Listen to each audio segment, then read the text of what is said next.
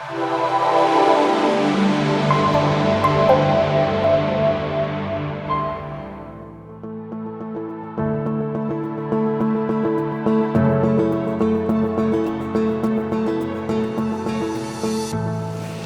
el nombre del Padre, del Hijo, del Espíritu Santo. Amén. Ven, Espíritu Santo, entre nosotros, ilumínanos para entender tu palabra y tu mensaje. Amén. Hoy vamos a cambiar como de tópico. Veníamos hablando de los libros sapienciales. Quiero empezar con los libros proféticos. Y vamos a empezar con el grande, Isaías.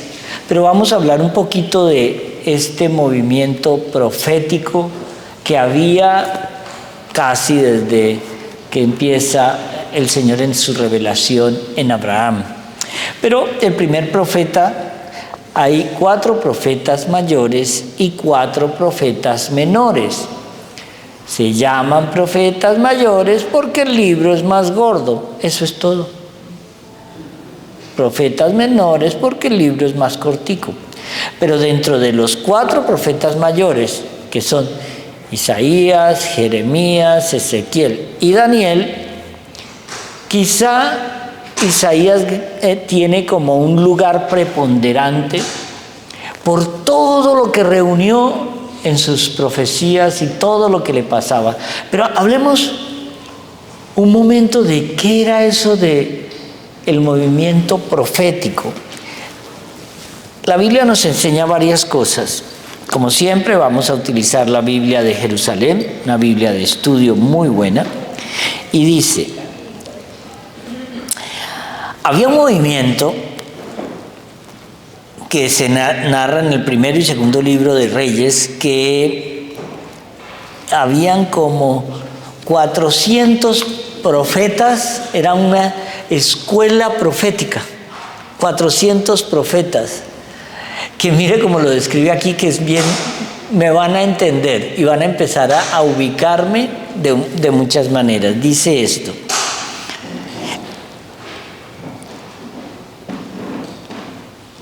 esta misma ofrece un testimonio sobre el vidente Balaán, llamado desde Aram por el rey Moab, y los 450 profetas de Baal convocados por Jezabel de Tiro y humillados por Elías en el monte Carmelo. ¿Ustedes se acuerdan de Elías? Cuando Elías llama a todos los profetas de Baal y les dice que hacen 2 altares y ponen dos bueyes, y dice: mire, oren para que baje fuego del cielo y consuma este ofrecimiento. Y los 450 profetas, nunca bajó fuego. Y Elías no había empezado cuando ¡pum! ¡Pachas! ¡Tom! No, esto no lo debo decir, cállate, Osvaldo. Entonces, esto hace pensar inmediatamente en los 400 profetas consultados por Ahab. Son, como los primeros, un grupo numeroso arrebatado por el éxtasis frenético, pero hablan en nombre de Yahvé. Ojo, pongan mucho cuidado con lo que voy a decir. Y si bien en este caso era falsa su pretensión, es cierto que el yavismo antiguo reconoció la legitimidad de tal institución. ¿Cómo así? Había una escuela profética de unos iluminados que hacían profecías falsas, pero la escuela era verdadera. ¿Están confundidos como yo cuando lo leí? Vamos por buen camino. Y si junto a Samuel aparecen hermandades de inspirados, Samuel, ¿se acuerdan? Y en la época de Elías, grupos de hermanos profetas mantienen relaciones con Eliseo, que luego desaparecen salvo una alusión en Amós. miren esto, miren esto, miren esto. Ahorita vamos a entrar en el siglo XXI. Grupos de excitados por la música. Estos profetas entraban en trance colectivo que se contagiaba después a los asistentes, o bien remedaban a los profetas con acciones simbólicas. Miren esto. ¿Qué similitud ven ustedes entre estos primeros grupos proféticos y un concierto de estas estrellitas nuevas pegadas con mocos? Ay, es que fulanita de tal canta y baila y todas son... ¡Ah! ¿Sí ve? Es una psicosis colectiva que se pega. Mire que yo no he mencionado a ningún artista. No he dicho Taylor Swift, no he dicho nada, a ninguno. Pero curiosamente, todos estos artistas modernos utilizan una técnica y hoy utilizan símbolos satánicos para excitar a la gente. Pero como somos idiotas, no nos damos cuenta del mensaje que llega a nuestro inconsciente y actuamos como inconscientes. Se da un caso análogo cuando Eliseo recurre a la música antes de profetizar. Más frecuentes son las acciones simbólicas de los profetas. Por ejemplo, Agías de Silo, también Isaías, con frecuencia Jeremías y sobre todo Ezequiel. En el curso de estas acciones o fuera de las mismas, se conducen a veces de un modo extraño. Puede pasar por estados psicológicos anormales, pero estas manifestaciones extraordinarias nunca constituyen lo esencial en los profetas, cuya actuación y palabras ha conservado la Biblia. Estos se distinguen claramente de aquellos exaltados de las antiguas hermandades. Algunos hemos tenido la oportunidad de asistir a videntes de la Virgen, y hemos tenido la oportunidad de ver anormalidades. Cuando yo era periodista, un día me mandaron a una zona en Colombia, se llama cerquita Vallasolano, donde habían los indios emberacatíos. Y estaba grabando mi documental yo, en aquella época, y curiosamente el chamán lo que nos pidió en aquella época fueron algo así como, nos pidió 200,000 pesos, que eso es nada, y 3 botellas de aguardiente para empezar y poder entrar en trance. ¡Oh! Yo con una ya entro en trance, pero él pidió 3. Y le llevaron un niño que tenía una barriga de esos niños que están llenos de parásitos. Tendría unos 12 o 13 años y el niño estaba muy malo, muy grave. Y el hombre empezó a beber. Además tenía que ser a las 12 de la noche. Llegamos, nos deja el carro en la carretera, una carretera, ya pueden imaginar cómo es una carretera en la mitad del Chocó, como a 1 hora de Vallasolano, no recuerdo. Y teníamos que, ahí nos recibía un guía de los emberacatíos y nos metíamos como 1 o 2 horas en la parte más selvática de allá y llegábamos a un caserío donde estaba el chamán, que tenía fama. Y él empieza a beber y a beber y a beber. Lo que me extrañó es que nunca nos brindó ni un trago. Entonces, hay un momento como a la media hora que él empieza como esos movimientos raros y todo eso. Y él empieza tomaba un poquito de aguardiente y se lo escupía al niño así como en spray. El niño en el suelo, inconsciente. Es más, tengo el video. Y entonces, de pronto uno ve el niño y el niño abre la boca y le empiezan a salir lombrices por la boca, por la nariz, por los oídos, pero les quiero decir, es desagradabilísimo. Y empieza el vientre a salir, a desvanecerse. Eso es de Dios. Pero el niño se sanó. Eso es de Dios. Yo nunca supe qué pasó con el niño, porque nos teníamos que devolver. Pero ese show me recuerda aquí las brujas de la calle 8, que ustedes van para que les lean algo y entonces tienen la vestimenta, el incienso, palo santo, tienen muchas cosas raras, una música así como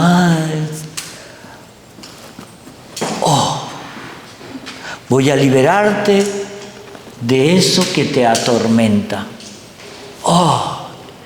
Pone los ojos en blanco, esto te va a costar $1,500. Pero cuando ella pone los ojos en blanco, tú eres la idiota que cree que te va a curar. ¿Eso es de Dios? No. Cuando tú ves un verdadero profeta,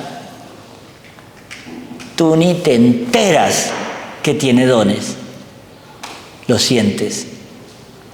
Cuando uno va, y hemos tenido la oportunidad de conocer videntes de la Virgen, ellas no hacen ninguna mueca, ellas no, arrodilladitas, quieticas, y hablan con el Señor o con la Virgen. Cuando uno ve la vida de Santa Faustina Kowalska, cuando el Señor le pone los primeros estigmas y ella no quiere confesar que los tiene porque le duelen, pero no se ven. Cuando Luisa Picarreta recibe los estigmas y lo único que le pide al Señor es que nadie vea que tiene los estigmas. Ahí empezamos a entender una cosa en los profetas que es muy, muy interesante: la humildad. La humildad. Y hoy, 24 de junio, es lindo porque es un día en el cual celebramos el nacimiento de San Juan Bautista. Humildad.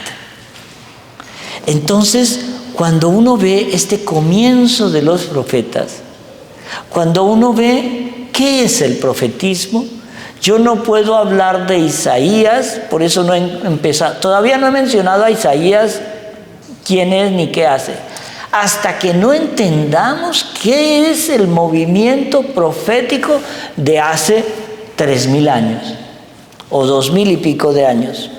Y decimos aquí, con toda probabilidad, deriva de la raíz significada a llamar, a anunciar. El Nabí sería el llamado. El profeta es el que anuncia, y expresan lo esencial del profetismo israelita.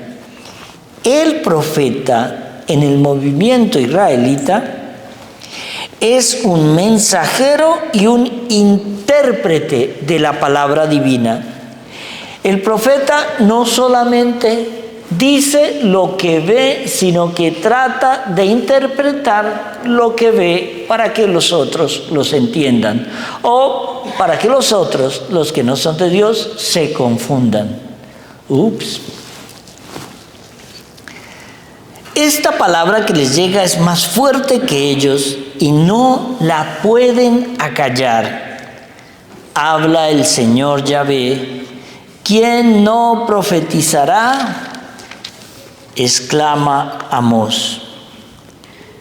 Cuando nosotros entendemos esto, es cuando empezamos a mirar ¿Qué era este movimiento profético? Es el Señor hablándole al hombre. ¿Ustedes no se acuerdan cuando eran niños que tenían unos sueños que ya no tienen? Cuando eran niños, ustedes sentían que pertenecían a un mundo diferente a este, ¿cierto? Díganme que sí. Entonces es cierto. Era un mundo en el cual había una verdad revelada que se nos fue apagando con el pecado. Cuando ustedes tengan niños chiquititos, menores de 9, 8 años, menores de 7 años, pídanles la bendición. Ustedes, ancianos pecadores, pídanle la bendición a un niño, porque quien opera en él es el mismo Dios, porque es la inocencia pura. Es la inocencia de un niño bendiciéndote a ti. Tener un hijo que te pueda decir todos los días, hijito, bendíceme, un nieto, un amigo, un sobrino, es una bendición de pureza. Y cuando tengamos pecados de impureza, clamen a esos angelitos. Eso es algo muy bonito que explica Santa Hildegarda von Bingen en sus revelaciones. El movimiento profético en Israel era un movimiento de una credibilidad muy grande, porque era el único momento en el cual los israelitas sentían que Dios les hablaba. Por eso cuando Moisés subía al monte Sinaí, el demonio se quedaba atacando al pueblo. Mientras Moisés, entre más se acercaba a Dios, el pueblo más se apartaba de él.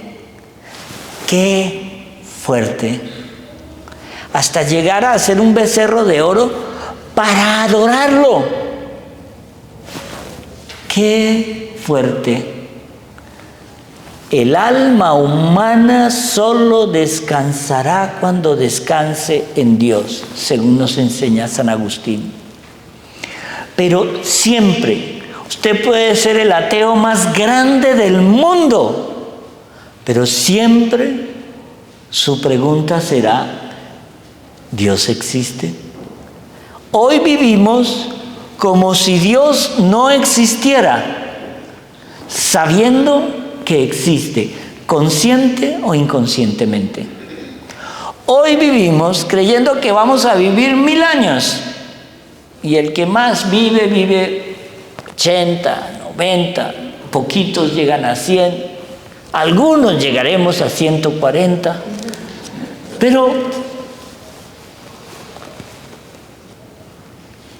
lo que nos enseña el profetismo es a vivir cada minuto de nuestra vida como si al siguiente segundo fuéramos a morir. Hay una charla que estoy preparando para un retiro que tenemos en Los Ángeles. Y en esa charla hay unas cosas de San Pablo que nunca me había dado cuenta.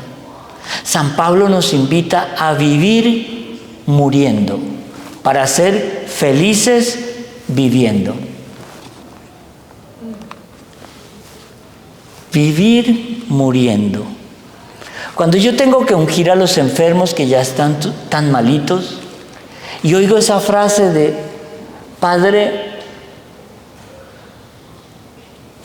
me dieron 1 mes de vida y quiero alargar cada segundo, pero va demasiado a prisa. Si hoy te dijeran a ti que tienes 1 semana de vida, ¿qué harías? 1 semana de vida. ¿Qué harías? Hay gente que siempre contesta lo mismo, arreglaría todas mis finanzas, No, eso es un desastre, ya no lo arreglas. Arregla tu inversión en el cielo. Esa sí la debes arreglar. Porque el profetismo lo que nos está enseñando es cómo vivo en este instante mi vida, hoy, para agradar a Dios. Y cuando uno ve ese poema de Santa Teresa de Jesús, en el llamado, no te acepto, Señor, lo aceptaré mañana, para mañana volver a decir lo mismo. No lo acepto hoy, Señor, lo aceptaré mañana, para mañana volver a decir lo mismo. Hoy voy a cambiar, no hoy, mañana.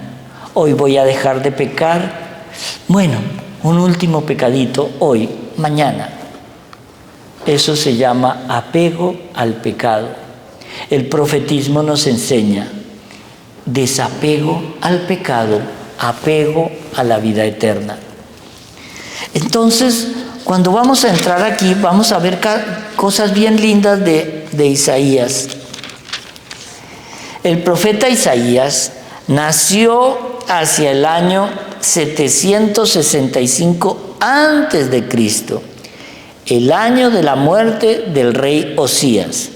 En el 740 recibió en el templo de Jerusalén su vocación profética y la misión de anunciar la ruina de Israel y de Judá en castigo de las infidelidades del pueblo. He preparado como un resumen poco a poco en cada capítulo y si lo encuentro, así que está. Miren esto. Lo primero que recibe Isaías son visiones asombrosas. Y él empieza a hablar muy pronto de que la corrupción tan grande del pueblo favorito de Dios es lo que lo lleva desesperadamente a entender que necesitamos un Mesías. ¿Sabe cuándo nos damos cuenta de la necesidad de un Mesías? Cuando yo veo en el espejo ese pecador que no puede cambiar. Yo no puedo, Señor, no puedo, me rindo, pero tú sí puedes. Actúa en mí, Señor. Este pecado que me atormenta no me deja salir, pero tú sí puedes cambiarme. Te entrego mi voluntad, no la quiero, solo quiero tu voluntad divina. Isaías nos da palabras de consuelo y da palabras de ánimo a los que buscan a Dios. En ese momento, cuando aparece Isaías, recuerdan que en el año 990 más o menos, cuando estaba el rey Salomón, se divide el reino a su muerte. Entonces queda un hijo al norte y el otro hijo al sur. Al norte quedan 10 tribus y se va a llamar el reino de Israel. Y al sur, todo lo que es hoy la área de Judea y el sur de Israel, chiquitito, se va a llamar el reino de Judea porque era de la tribu de Judá. Dentro del reino de Judea estaba Jerusalén. Pero la Israel del norte se había prostituido tanto que es Isaías en ese momento cuando vive lo que es la destrucción o invasión por los asirios del norte de Israel. Toda la parte de lo que llamamos Samaria y Galilea, eso fue conquistado por Asiria. Eso fue en el año 780 y pico antes de Cristo. Hoy estamos en el 2025 y seguimos igualitos. Esa pelea no ha parado, es la misma.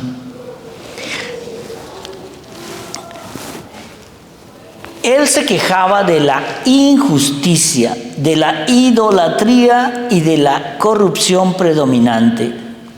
Es cuando él recibe ese nombre que va a significar Yahvé es salvación. Isaías. En estos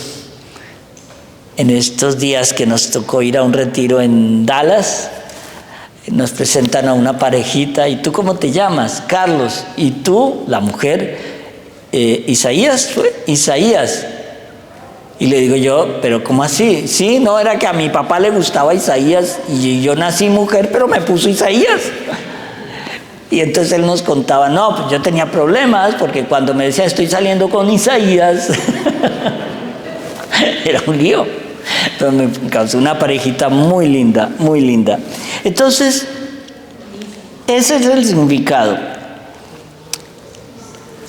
Isaías nos dice, la tierra estaba destruida y la hija de Sión era un muladar, era algo asqueroso. ¿Qué era lo que Isaías veía de muladar?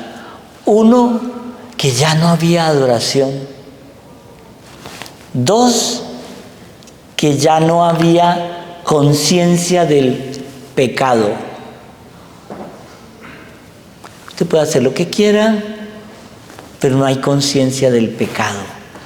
Y tres, era el desorden sexual lo que más mataba a ese pueblo. Y era Sión, era el templo, era lo más sagrado que tenían. Y habían permitido profanar el templo de la manera más asquerosa, porque Salomón permitió meter estatuas de demonios para que fueran adoradas dentro del templo de Jerusalén. ¿Ustedes pueden imaginar eso? A uno no se le imagina, yo nunca me imaginaba que pudieran permitir idolatrías en el Vaticano o en iglesias. Nos tocó ver eso cuando metieron a la tal Pachamama en un templo católico en Roma y encima un grupo de monjas arrodillados ante eso. Tema para otra charla.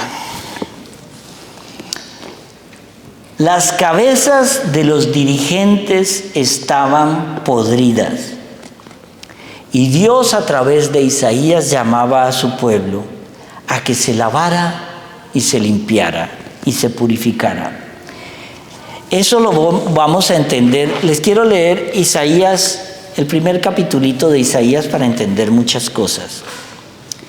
Visión que tuvo Isaías, hijo de Amós, tocante a Judá y Jerusalén en tiempos de Osías, Jotán, Ahaz y Ezequías, reyes de Judá. Recuerden, él profetizó para ese reino porque el reino del norte fue destruido por los asirios, pero el reino de Judá al sur va a ser destruido hasta el 586 antes de Cristo por los babilonios. En otras palabras, mírenlo en el lenguaje de hoy. El reino del norte, este es Israel, ¿cierto? Israel. Toda esta parte norte es invadida por lo que hoy llamamos Siria, parte de Líbano. ¡Pam! Invaden y destruyen. La parte del sur va a subsistir unos 200 años más y es invadida por Babilonia, lo que hoy llamamos Irak. Bagdad, ¿le suena ese nombre? Y luego va a ser un rey persa, el que libere a los judíos de Irak y los deje regresar. Ese rey persa es el rey Ciro. ¿Quiénes son los persas? Irán. Ustedes sí se dan cuenta de lo que está pasando hoy, es lo mismo de hace 2700 años. Es la misma. Me callo. Iba a decir imbecilidad, pero no es imbecilidad. Pero bueno, lo primero que hace él es hablar contra el pueblo ingrato. Oíd cielos, escucha tierra que habla Yahvé. Hijos crié y saqué adelante, pero se rebelaron contra mí. Conoce el buey a su dueño y el asno al pesebre de su amo. Pero Israel no conoce, mi pueblo no discierne. Y profetiza lo que sería el castigo de Judá, cuya capital es Jerusalén. Hay gente pecadora, pueblo tarado de culpa. ¿Por qué creen que me gusta la palabra tarado? Isaías es un bacán. Raza de malvados, hijos de perdición, han abandonado a Yahvé, han despreciado al Santo de Israel, le han dado la espalda. ¿Dónde golpearos ya, rebeldes contumaces? La cabeza toda está enferma, todo el corazón debilitado. De la planta del pie a la cabeza no queda en él cosa sana. Golpes, magulladuras, heridas frescas, ni cerradas ni vendadas, ni ablandadas con aceite. Vuestra tierra está desolada, vuestras ciudades calcinadas. Vuestros campos ante vosotros se los comen los extranjeros. Todo ha quedado en desolación, como devastación de extranjeros. Ha quedado la hija de Sión igual que cobertizo en viña, como albergue en pepinar, como ciudad sitiada. De no haberos dejado Yahvé Sabaoth un residuo minúsculo, seríamos como Sodoma, parecidos a Gomorra. Pónganse en la situación de hoy. Cuando uno ve estas ciudades de la Franja de Gaza totalmente devastadas por los bombardeos, ahorita van a ver más adelante cómo Isaías profetizó ya eso. Pero como estamos preocupados por qué hacen las Kardashian, entonces estamos mal. Pan y circo para que la gente no piense lo que verdaderamente importa. Pan y circo. Eso es lo que tenemos hoy. Pan y circo.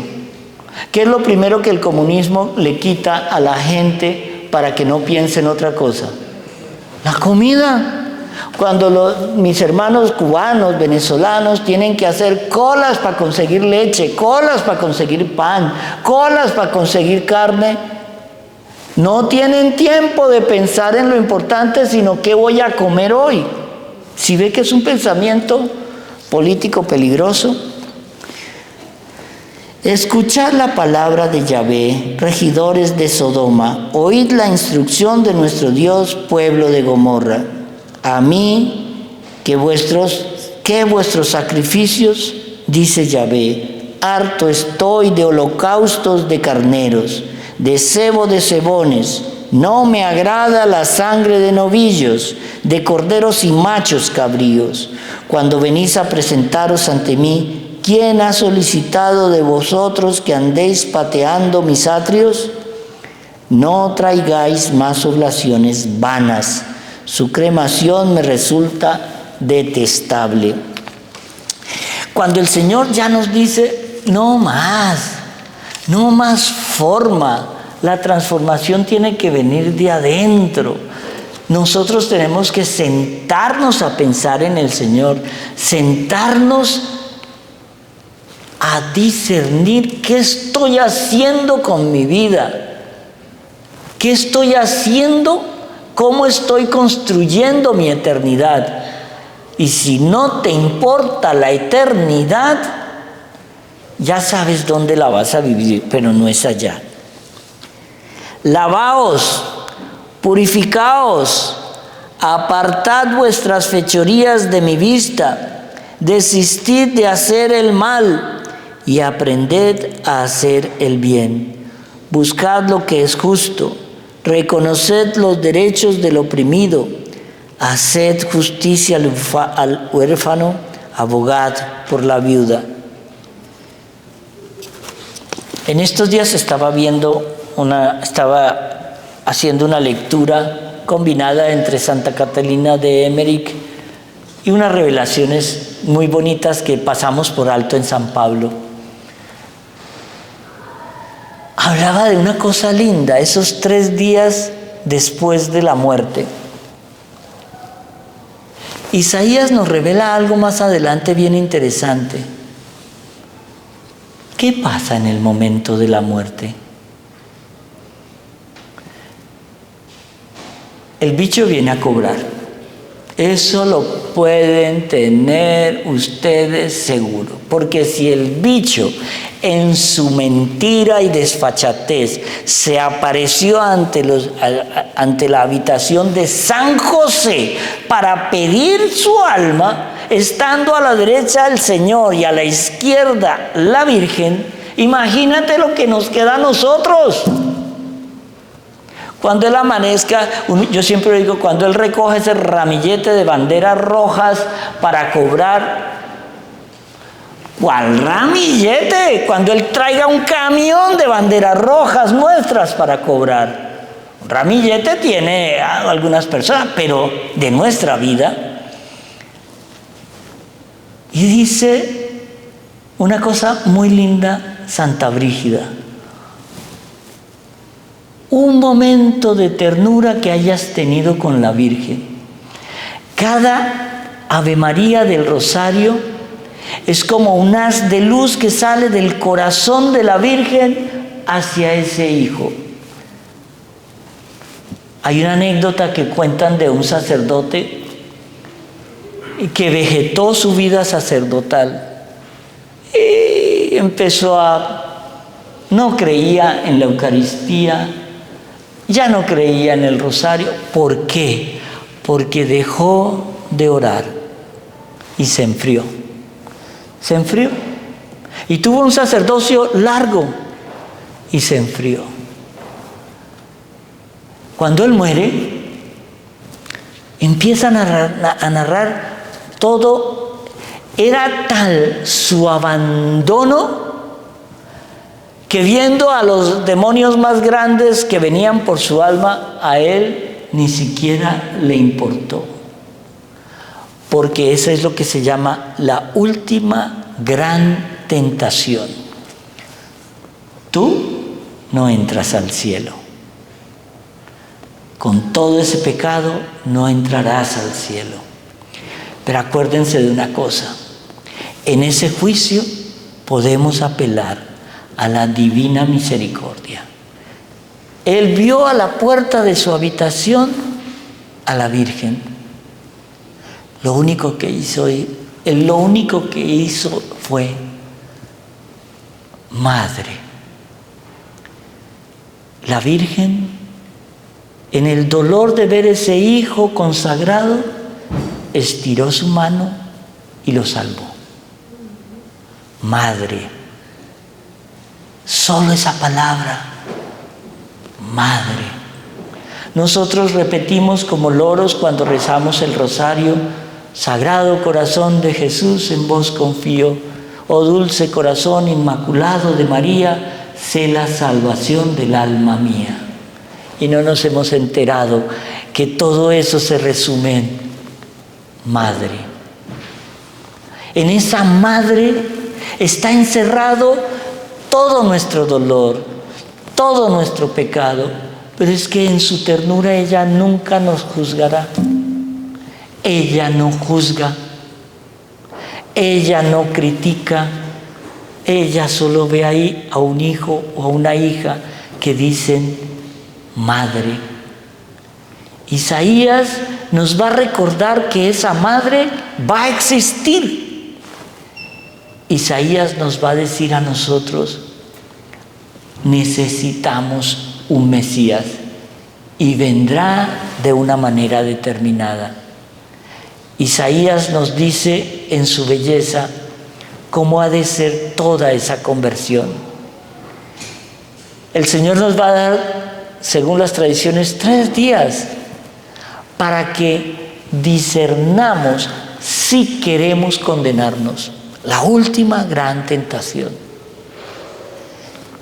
Él quiere que todos nos salvemos, pero la culpa de nuestro pecado no nos va a dejar.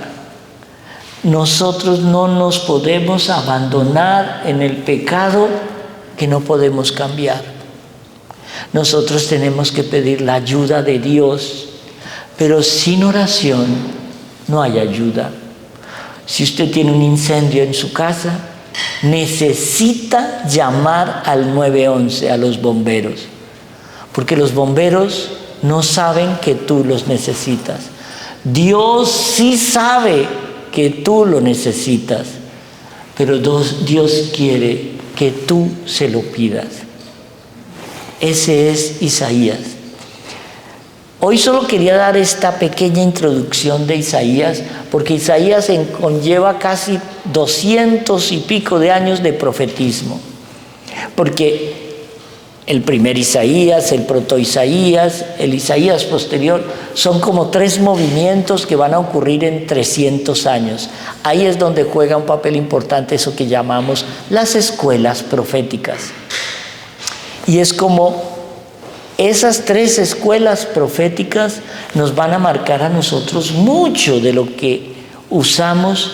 Isaías es quizá uno de los profetas más usados por los evangelistas. Isaías es el profeta de nuestro tiempo. Es un profeta que habló de Jesús, que habló de la conversión, pero que también nos va a hablar de él hoy. Él tuvo una visión de los últimos días y nos recuerda: si permanecéis rebeldes, moriréis a espada. El monte del templo en los últimos días será exaltado y todos los pueblos vendrán a él. Eso también se dice en Apocalipsis. Peleará nación contra nación, hermano contra hermano, y todos creerán tener la razón. El Señor quitaría de todo sustento a Jerusalén. Hay una de las profecías más fuertes de Jerusalén, de Isaías, que dice que Jerusalén, esta Jerusalén que ustedes conocen, será destruida. Lo dice la Biblia, no lo digo yo. Luego él hace algo muy lindo. El renuevo de Yahvé será para hermosura y gloria, y el fruto de la tierra para grandeza y gloria del Mesías. Es cuando viene él compone una cosa que se llama la canción de la viña del Señor. Y advertía la invasión que vendría del pueblo de Babilonia. Y entonces, cuando el Señor lo llama, él se siente tan indigno de llamarse profeta de Dios y cree que, ¿cómo es que Dios me ha llamado a mí, a un pecador tan grande? A alguien que no quiere dejar su pecado y que pecaba tanto con la boca. El Señor, el ángel del Señor, pone un carbón hirviendo en sus labios y le dice: ya te perdoné, estos labios ahora proclamarán la palabra del Señor. Hoy sintamos en esta Eucaristía que el Señor, a través de su ángel, va a poner un carbón ardiente en nuestros labios para que sintamos su perdón y sintamos que nosotros tenemos que ser esos heraldos, esos propagadores, esos pregoneros de la palabra del Señor. Hoy estamos empezando Isaías. Solo quería hacer esta pequeña introducción para que empiecen a leer Isaías. Es un libro larguito, pero de una enseñanza y de una belleza increíble. Pidámosle al Señor que no solamente ponga ese carbón ardiente en nuestros labios, sino que lo ponga en nuestra cabeza, en nuestro corazón, en nuestros actos, para que queme y aniquile ese pecado que nos atormenta y para que sea su voluntad divina quien nos guíe de ahora en adelante. Amén.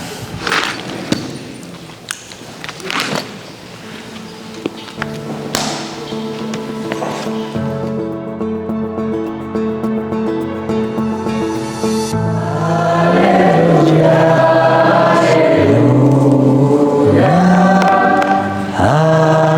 aleluya, aleluya.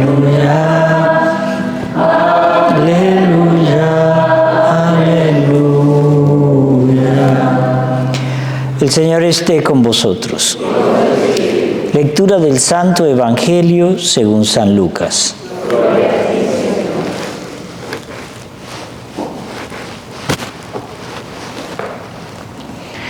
Por aquellos días le llegó a Isabel la hora de dar a luz y tuvo un hijo. Cuando sus vecinos y parientes se enteraron de que el Señor les había manifestado tan grande misericordia, se regocijaron con ella. A los 8 días fueron a circuncidar al niño y le querían poner Zacarías como su padre. Pero la madre se opuso diciéndoles: no, su nombre será Juan. Ellos le decían: pero si ninguno de tus parientes se llama así. Entonces le preguntaron por señas al padre cómo quería que se llamara el niño. Él pidió una tablilla y escribió: Juan es su nombre. Todos se quedaron extrañados. En ese momento a Zacarías se le soltó la lengua, recobró el habla y empezó a bendecir a Dios. Un sentimiento de temor se apoderó de los vecinos y de toda la región montañosa de Judea. Se comentaba este suceso. Cuantos se enteraban de ello se preguntaban impresionados: ¿qué va a hacer de este niño? Esto lo decían porque realmente la mano de Dios estaba con él. El niño se iba desarrollando físicamente y su espíritu se iba fortaleciendo, y vivió en el desierto hasta el día en que se dio a conocer al pueblo de Israel. Palabra del Señor.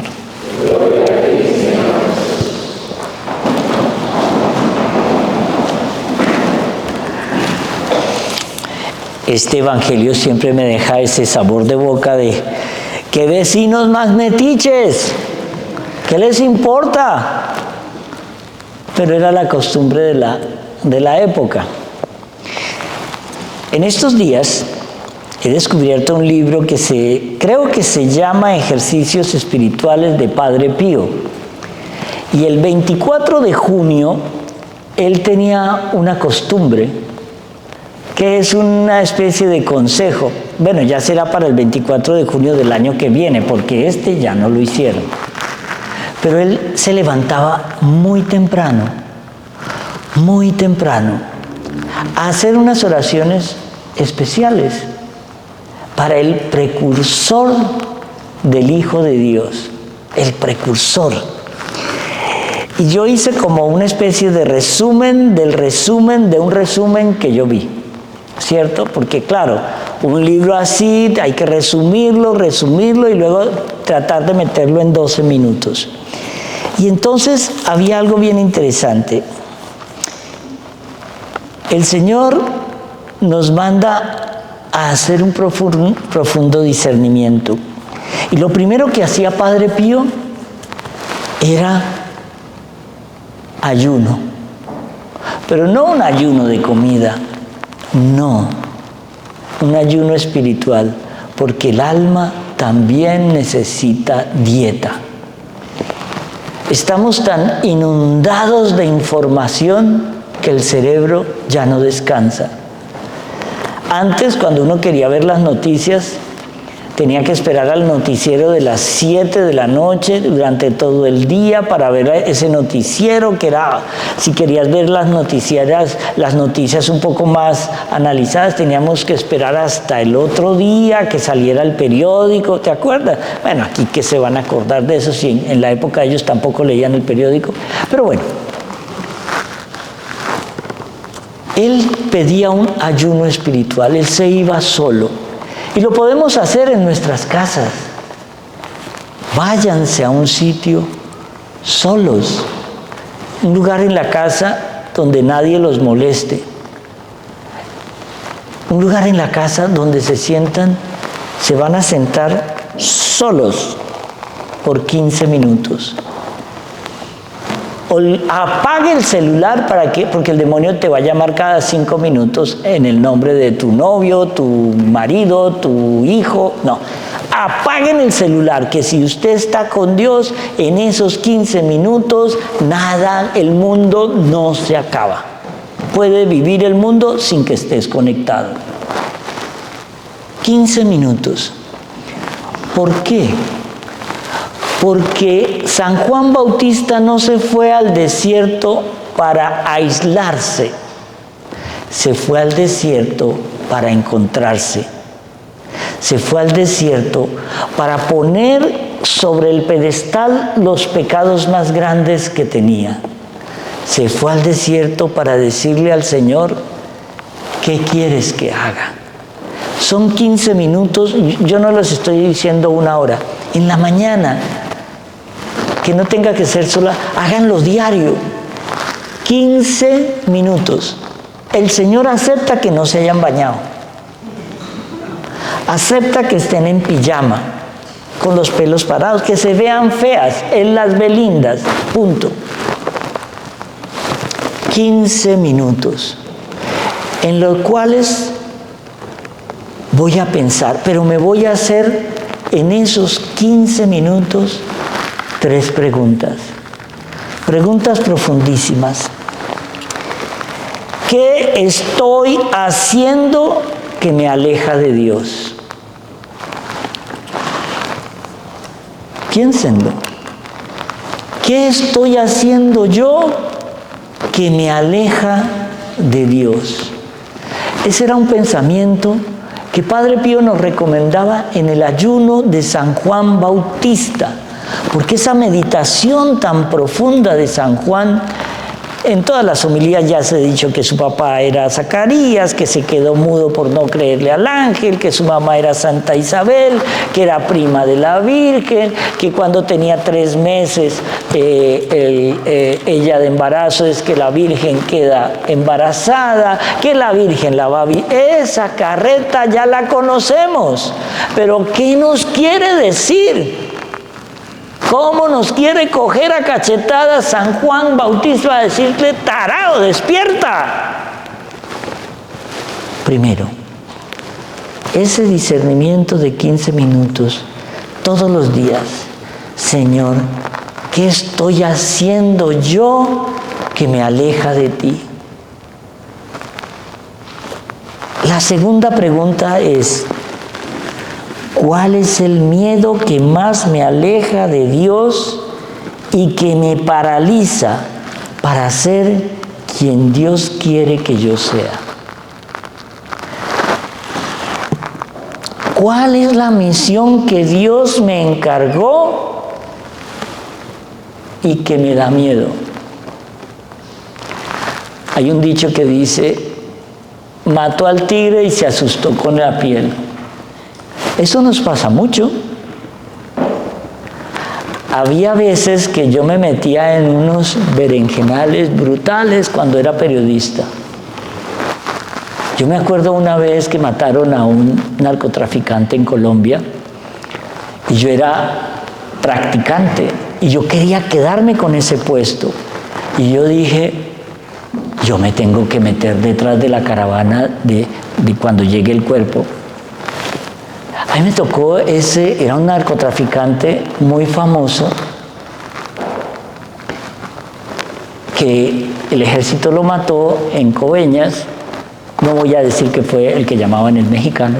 Entonces, llegó a Bogotá como a las 2 de la mañana y nadie tenía imágenes de él ni de la familia porque eso estaba rodeado de escoltas. Y yo me acuerdo que yo le dije al director del noticiero, mire, deme la oportunidad a mí, permítame un camarógrafo y yo le consigo eso. Él me miró algo así como, una cucaracha habría tenido más afecto.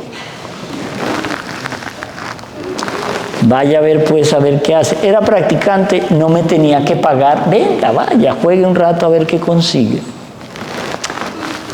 Yo llegué y me fui, conseguí la funeraria donde estaba llegando el cuerpo y me acuerdo que salían unos guardaespaldas con unas metralletas, algo así, y me decían, váyase de aquí, periodista. Ay, cuando él me decía periodista, yo me inflaba. Yo era un aprendiz. Y entonces ¿Usted quiere salir como mi patrón, con los pies por delante? Entonces, yo no sé de dónde me salió el valor, no lo sé. Solo le dije a este narcotraficante, con su revólver casi en mi cara, decirle, es que él ya no le pertenece a ustedes. Él le pertenece al país porque él es una figura histórica de Colombia. Usted no puede negarle a Colombia la posibilidad de conocer qué pasó con él. No es su responsabilidad. Usted no puede coartar la libertad de que los colombianos sepan qué le pasó. Él me escoltó hasta dentro de la funeraria y dijo, grave. Yo salí de la funeraria y las piernas eran así. Llegué al noticiero como a las 6 de la mañana, el primero salía a las 7 de la mañana. Edité la nota y cuando la vi al aire, yo dije, ¿yo qué hice? ¡Qué bruto que soy! Maté el tigre y me asusté con la piel. Eso nos pasa en el miedo de la misión. Estamos con los dones para la misión. Tenemos todo para hacer la misión. Y cuando hacemos la misión, ya nos da miedo. Esa es la segunda pregunta. ¿Cuáles son las trabas que yo le pongo a mi fe para que el Señor opere su divina voluntad en mí? Y viene la tercera. ¿Cuál es el llamado que yo he estado ignorando de Dios? ¿Cuántas veces me ha llamado Dios a servirle y siempre le digo, hoy no, mañana? Para mañana volver a decir lo mismo. Santa Teresa, hoy no, mañana. Y quizás no haya un mañana. Y lo que en ese ejercicio de Padre Pío sobre la espiritualidad de San Juan Bautista, hay algo bien interesante. Él nos dice, cojan esos 5 minutos, cojan un papelito y escriban. Respondan, pero no piensen, hagan como escritura automática. ¿Qué estoy haciendo yo que me aleja de Dios? ¿Qué es lo que estoy haciendo yo que no me deja vivir mi fe? Automáticamente sale la pereza, el nombre de una persona, cualquier cosa. No asistir a la misa, no rezar, rápido. La segunda pregunta, ¿cuál es el miedo que me paraliza para no dejar que Dios actúe en mí? Y la tercera, ¿cuál es el llamado de Dios que he estado ignorando? Y vamos a coger ese papel y vamos a hacer en ese ejercicio que Él nos entrega unas meditaciones, por decirlo de alguna manera. Cuando yo cojo esto y lo tengo escrito en ese papel, vamos a hacer algo bien lindo. Las hogueras de San Juan Bautista. Lo primero que hizo Zacarías cuando el Señor le regaló el milagro del hijo que él no creía que fuera posible, fue ir a la montaña, arriba, y hacer una hoguera. Una hoguera para decirle al Señor, gracias. Ustedes no se han dado cuenta que, yo no sé ustedes, pero a mí me encanta cuando estoy rezando el rosario en mi cuarto o en la oficina, pongo una velita, una imagen de la Virgen, y me encanta. ¿Qué pasa con la vela? Huele rico y ya está. Pero Zacarías lo hizo de una manera muy linda. Él quemó su pecado de incredulidad. Cojamos ese papelito en un sitio de la casa, no vayan a quemar el apartamento. Y en esa vela, quemen ese pecado. Así como hizo Zacarías, quemó el pecado de la incredulidad para que nunca más lo atormentara. Y para decir, Señor, yo creo en ti y voy a creer en ti. Por ese hijo. Como decían los vecinos metiches en este evangelio, ¿qué será de este niño que tuvo ese nacimiento tan especial? ¿Qué será de mí sin mi pecado? ¡Wow! La pregunta, ¿qué será de mí, Señor, sin mi pecado? Si logro quemar el pecado, quemando ese pecado, vendrá la gracia. Una gracia más grande, pero también esperen una tentación superior. Porque si tú te estás acercando al Señor, el ataque del maligno no para, ni después de la muerte. Él seguirá atacándote. Y aquí viene algo bien interesante de San Juan Bautista. Yo les recomiendo que cuando entreguen esas preguntas, recen el Salmo 139. Tú me conoces, Señor, y sabes y conoces mi debilidad. Tú sabes, Señor, que voy a caer a la primera, pero con tu ayuda, con tu protección, podré salir adelante. Recordemos que San Juan Bautista se diferencia del resto de los profetas en que todos los profetas anunciaban un hecho futuro. Él ya no anunciaba el futuro, él anunciaba el presente. El Mesías ya está aquí. Es alguien de que no tengo la dignidad de desatarle las sandalias. Y luego viene el último paso. Viene el paso del ofrecimiento de mi nada al todo. Porque el todo quiere mi nada. Y es decirle al Señor, Señor, me he equivocado tantas veces y tan profundos son mis pecados, son de un color rojo escarlata que no se va. Pero la ternura de Dios y su inmensa misericordia no le importa el tamaño de tu pecado. Él puede volver tu alma blanca como la nieve. El Señor nos regala cada día esa oportunidad de volver a Él. San Juan Bautista fue el precursor de ese Mesías, el anunciador de que Él ya está aquí. Él nos ha dicho y nos dijo hace 2000 años, el Mesías ya llegó. Y nosotros tenemos que ser otros bautistas, llevándole a todos nuestros hermanos esa palabra de fe, eso que a mí me movió, esa ternura que recibí del Señor, ese amor que yo no he sabido aceptar, porque es que el Señor nos ama con locura y llora el que no entendamos que lo amamos. Él llora cada minuto, porque cada vez que alguien le dice, es que no sé si tú me quieres, Señor, y Él se está derritiendo de amor, se derritió en amor en la cruz. Y abramos el corazón para entender que nos dio una misión, que nos dio un don, que nos dio una sabiduría para que llevemos su palabra a los otros. Ese es el mensaje de hoy. 15 minutos de oración. Contestemos esas 3 preguntas.